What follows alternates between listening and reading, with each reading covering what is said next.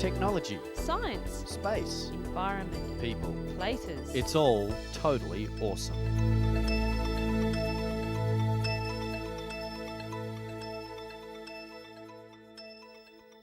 Welcome once again to Totally Awesome. On today's show, cloning. Does it hold all the answers we need to cure disease? Matilda will tell us the real truth. A feathered fossil that has all the scientists in a flat.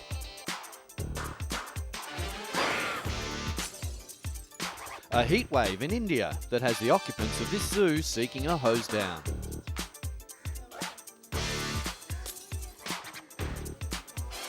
And a dentist appointment on a very grand scale.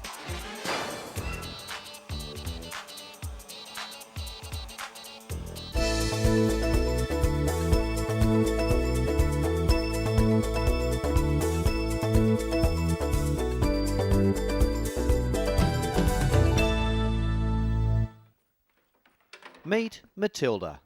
She is Australia's answer to Dolly, the very first cloned sheep. Here at the Turretfield Research Centre, a second generation of cloned sheep have just been born. The dozen or so young lambs will play a key role in research into human disease, particularly the cloning of human tissue to cure disease. Cloning is a topic that has been given a lot of attention recently, and a debate is taking place over the right of scientists to use human embryos to conduct research into some diseases. Cloning is used quite a bit in developing plants. You may have heard of propagating. This is a way of creating the same plant by using the cells of the original plant. Gardeners use propagation to create the exact same features from one plant to the other. Cloning is seen as relatively harmless in this environment. Now, scientists have a way of creating animals through cloning that are identical. From this, they are able to do tests and research to find cures for human diseases. A team of Australian scientists is preparing to conduct human clinical trials in the United States in about 2 years, using therapeutic cloning of human cells to cure Parkinson's disease. But the research is controversial. It involves using human embryos. The use of human embryos has become vital to much of the research aimed at unlocking the secrets to incurable disease. Embryonic cells or stem cells are used because they have not yet developed specific functions. They can be developed into most of the specialized cells in the human body, including nerve, muscle and blood cells. That means tailor-made tissue replacing dead and diseased cells with healthy new ones. This research could be the next vital link to curing diseases such as stroke, diabetes, Alzheimer's and Parkinson's disease, heart attack, spinal cord injury, cancer and AIDS. Lindsay Kremen suffers from Parkinson's disease, and every day his tremors become worse and his movement more limited. If the dead nerve cells in Kremen's brain can be replaced with healthy cells, his future would be very different. At the Adelaide University, a team of scientists working with a biotech company, Brasagan, has successfully integrated healthy cells into the brains of newborn rats. The Adelaide researchers are also working on taking stem cells from adult tissue rather than human embryos. Eventually, healthy cells could be taken out of a sick person, grown into specific cells required, and transplanted back in order to cure a particular disease. Matilda and the generations of clones that follow may hold the key and the only hope to perfecting techniques to tailor-make human tissue. Science, a field that quite often tests the moral and ethical boundaries of our lives.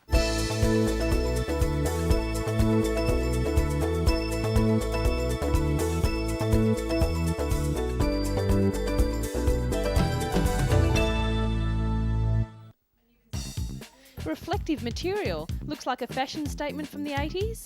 However, the use of this material is vast and could also be life-saving. This new retro reflective ink can be added to dyes and paints for use on practically anything that can be coloured.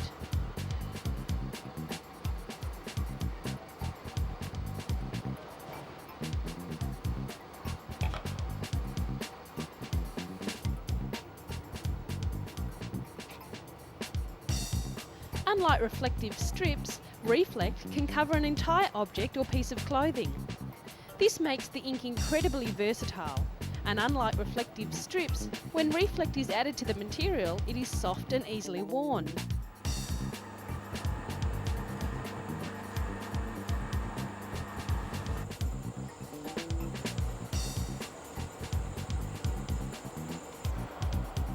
The Reflect ink is made up of millions of microscopic glass beads.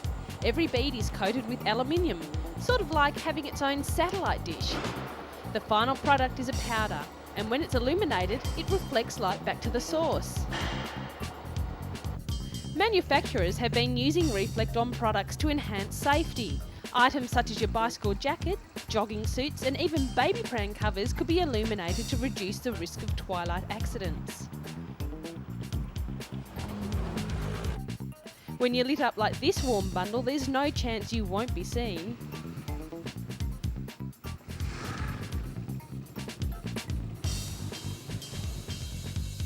The Reflect effect has also appealed to the fashion industry with a new, trendy form of clubwear. Designers such as Gap, Polo and Tommy are using the reflective look in their range of garments. What do you think? You sure wouldn't get lost in the crowd?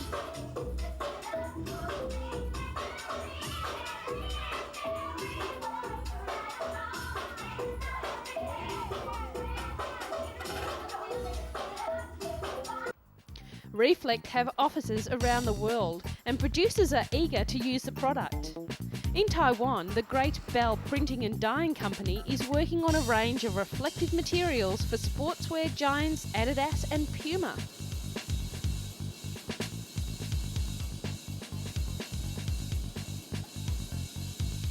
At its headquarters in Britain, the Reflect company also grinds power and produces Calvar, an anti-corrosion coating designed to protect against sea spray and other activities that cause corrosion.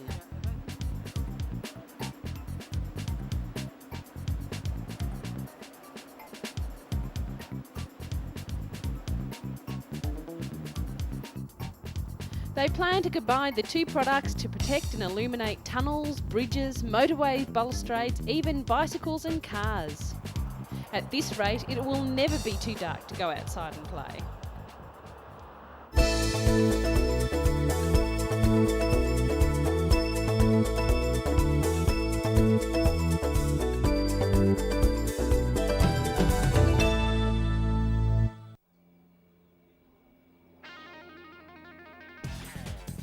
A giant Antonov 225 took off from Hostomel Airport outside Kiev recently and flew for 15 minutes before landing safely.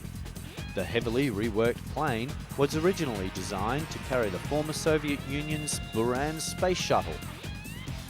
Industry experts say the AN-225, dubbed Myria or Dream, can carry 250 tons of cargo. That's equivalent to the weight of 250 small family cars, and could increase the size of that lucrative market. Test pilot Alexei Shalchenko expressed his enthusiasm after safely landing the plane. It's always nice to get a new plane in the air regardless of whether it's big or small, but a big plane always brings bigger emotions, he said. Antonov Airlines, an airline affiliated with the Antonov Design Bureau, has said the Myria could be hauling commercial cargoes by the end of the year.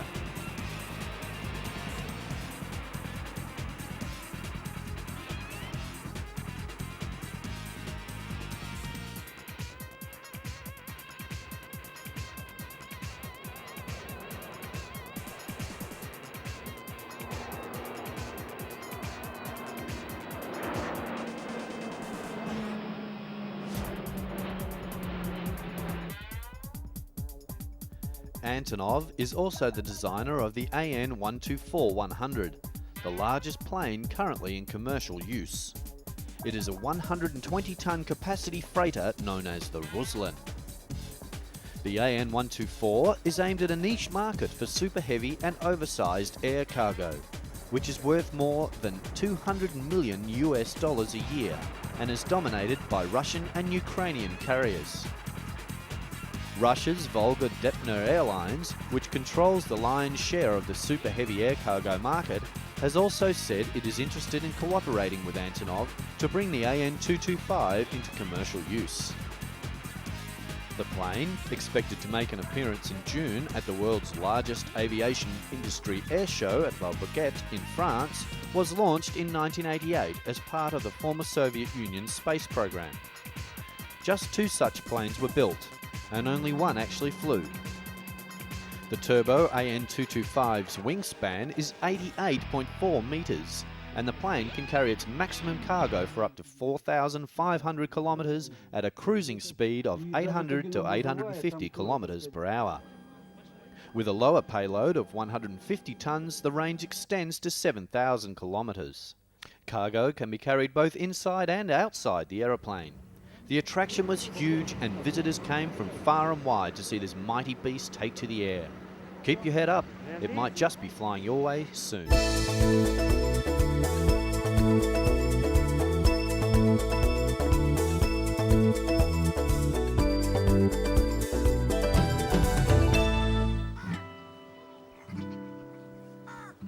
It's hot in India, really hot. In weather like this, where do you find relief? Where do the animals find relief? Special arrangements have been made at this zoo in India's northwestern city of Jaipur to save the inmates from a severe heat wave.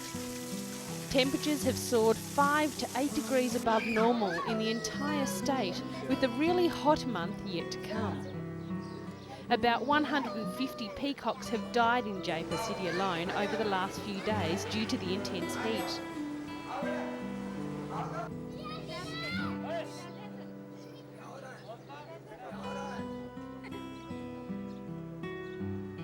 Zoo authorities have been sprinkling water at regular intervals to keep cages cool. Sunshades made of natural reeds have also been installed to protect the animals.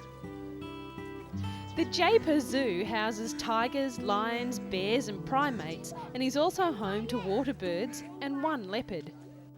One of the visitors to the zoo said they'd also been suffering from the heat. A veterinary doctor has also been called in and electrolytes have been added to the drinking water of the animals to protect them from dehydration. Visitors have been flocking to the zoo in an attempt to keep out of their hothouses and find cool shade. Unfortunately, this is not the kind of heat you can find relief from, and boy, don't the animals know that. If you came from a climate that was usually covered in snow, this sort of heat would really take its toll. Zookeepers are paying special attention to the animals and trying to do all they can to relieve the heat and keep the animals as comfortable as possible. This is one zoo where the lions don't have the energy to roar and the monkeys prefer to sleep all day.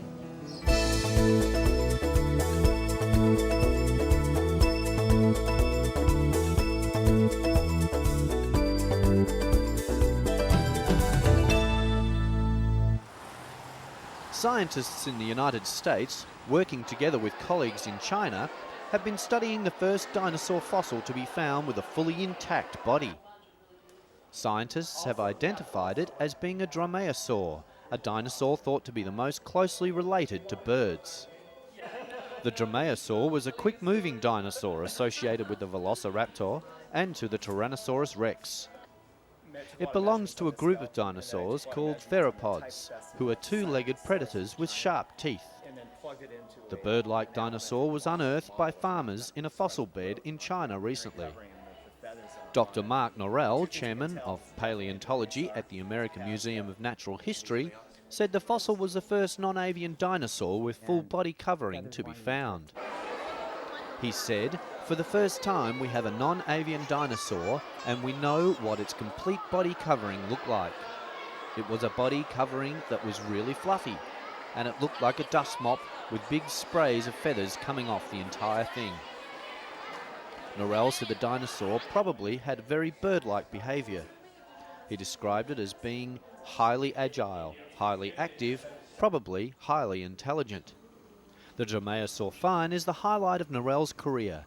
He was very happy to see it and thinks it is the most exciting thing that has ever happened in his career as a paleontologist. One of the wonderful things about being a scientist is getting to discover totally awesome things like this.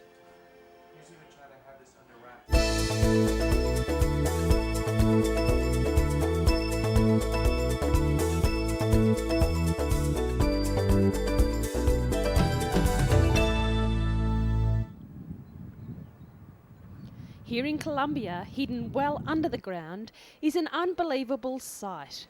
It's a chapel made entirely from salt. The inspiration to build this amazing building came from miners, whose ancestors sculptured an altar to pray for protection under a mountain first exploited by Indians in the 15th century. The cathedral has been chiselled in caverns 750 metres inside the Zipaquirá mountain, 50 kilometres north of Bogota. A slow, spiralling tunnel, large enough to drive a truck through, winds down past 14 stations of the cross, sculptured simply and powerfully in chambers depicting Christ's crucifixion. Completed in 1995 at a cost of $8 million, the Catholic Cathedral, which hosts occasional weddings and baptisms, draws 200 visitors a year, making it one of the most successful tourist destinations in South America. More than a religious place, it's also a tourist attraction. I suppose many people come here from all over. It's a very beautiful place. The architecture had a great impact on me and the handiwork that has been done here, said one tourist recently visiting the cathedral. At the end of the tunnel there's a chorale gallery. Imagine the acoustics you would get from singing here.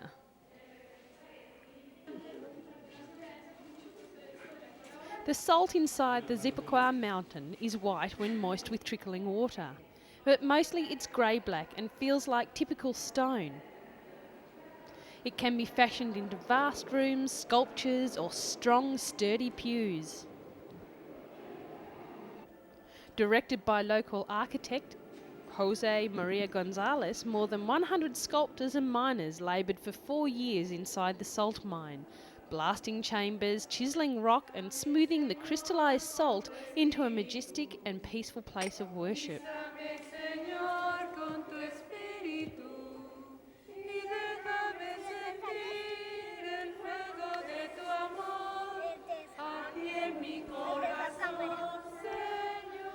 David Rincon, a miner who has worked in the deposit for more than 20 years, first extracting salt and now maintaining the church, said the designers created a sense of peace. He thinks it should be listed as the 8th wonder of the world. The town of Zipaquirá, who has a population of about 120,000, earns about $1 million a year from the underground cathedral. It costs $5 to get an entry ticket, but the experience is well worth the visit.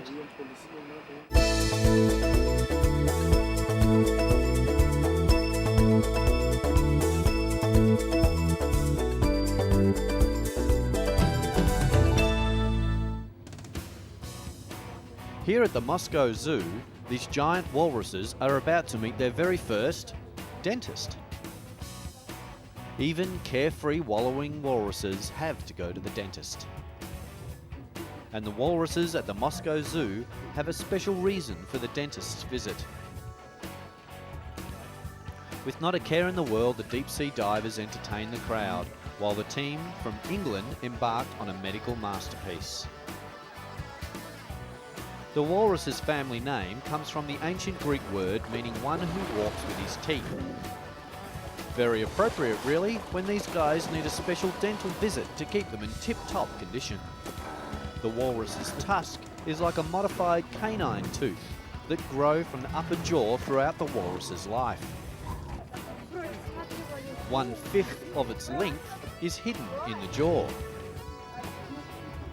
The longest tusk ever recorded was 94 centimetres long and 27 centimetres in diameter and weighed over 5 kilograms. That's one long tooth.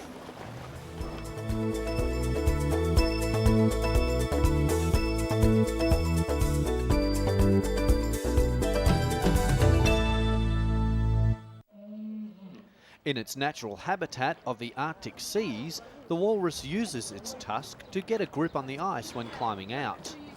In a concrete pool, though, the tusks were getting broken.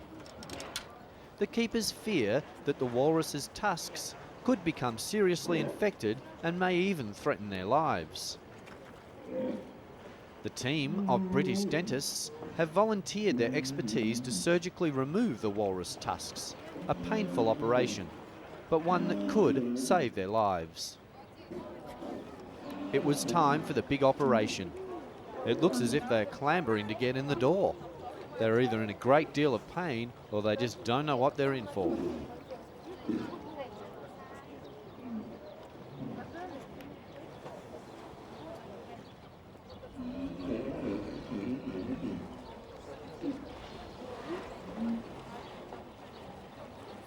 The team, headed by Peter Cortez, specialises in fang and claw patients. But even this operation is unique for them. They had to study the particulars of the walrus's anatomical structure, invent new instruments, and think up new methods for removing a tusk.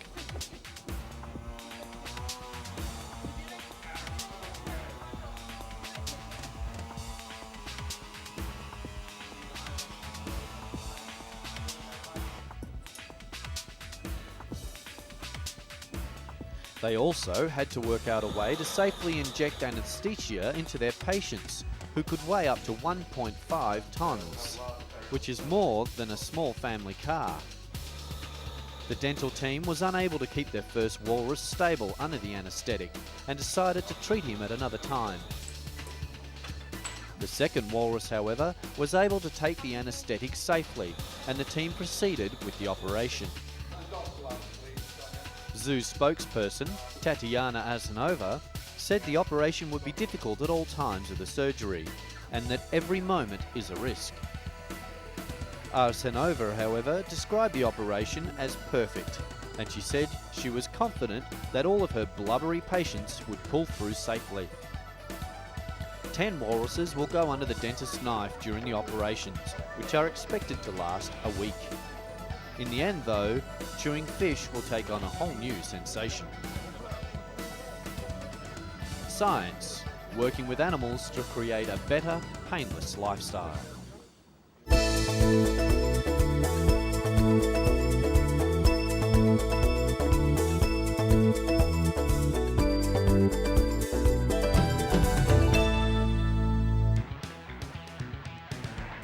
These beautiful, graceful sea turtles are at a great risk of being eaten, not only by other sea animals, but by humans.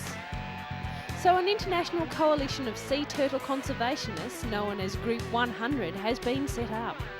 They say that sea turtles, which are native to the Gulf area, run the risk of extinction due to predatory fishing. The group placed the alert recently because it's traditionally the peak time of year for sea turtles to be eaten in the region. But Group 100 President Homoreus Ardridis said tourism also posed a challenge to the turtles. One of the factors leading to the decline of the sea turtle in Mexico is the increased population on the coast. The group has asked for protection and enforcement of environmental laws, which would designate the Baja area as feeding reserve for the sea turtles. They also said the situation in the Californias has a huge impact on 5 species of endangered sea turtles and threatens the sea turtle population as far away as Hawaii and Japan.